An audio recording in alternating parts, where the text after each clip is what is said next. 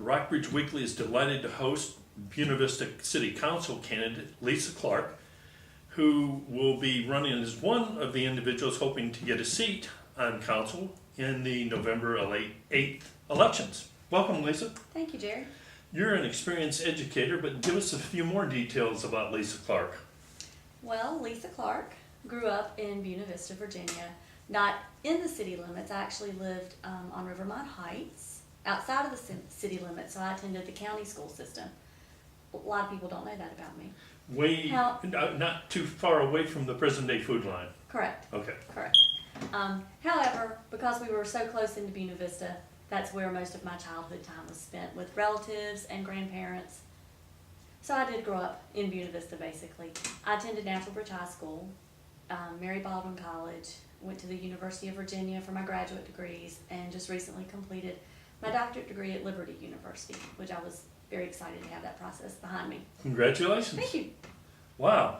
Now, as a candidate, many people have positions and they have a whole list of things they want to do. Is there an essential issue that you're trying to address with your campaign? I think, Jerry, the essential issues for any candidate running in this election are going to be similar. The economy is a huge issue, and that's not just in Buena Vista, that's statewide and nationwide. Bringing jobs to the city of Buena Vista and publicly promoting our assets is going to be the key to the future success of our city. Buena Vista has tremendous assets in its parks, in its schools, in its people, and the work ethic. And I think those are the things that any city council as a body needs to promote.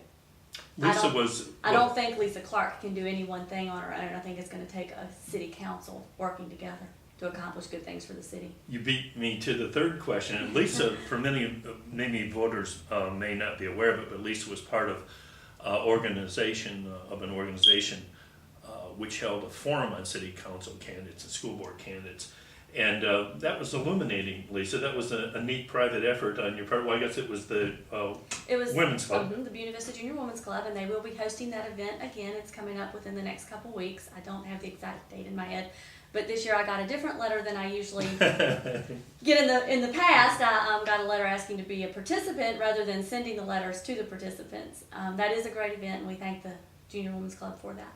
Well, Dr. Clark. Yes. What kind of challenges would you face as a city councilman in Buena Vista? You've watched some of the rancor, you've watched some of the recent successes. Are there particular challenges with city council this next few months that you've hoped to? I think the biggest challenges for city council are the people who serve on council working together and listening to the citizens of Buena Vista.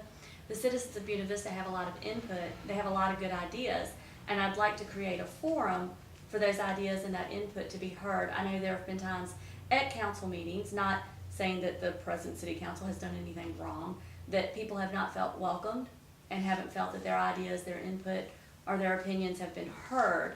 And while the council is the body that's charged with making the tough decisions, I think they can do that with honor and respect for the citizens who have elected them. That's pretty well put. Well, thank you.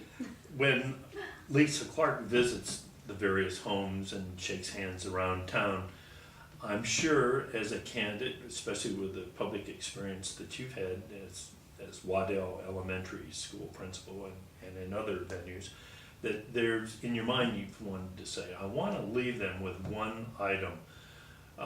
What would be that item? What's the most important thing when you visit people that you want them to know about you? That I'm invested in the city as a whole. It was where I grew up. I remember spending days downtown with my mom when I was young, shopping, and we could make a day of it rather than 15 or 20 minutes. And I'd like to bring some of that back to the city. I think my goal as a council member, any council member's goal should be to see the city prosper. And that's going to take hard work, a good work ethic, and again, publicizing our assets as opposed to cutting them. And that's what I think I have to offer. Well, now voters have another option to consider for city council in the election of November 8th. And we thank you very much for joining us today, Lisa. Thank you.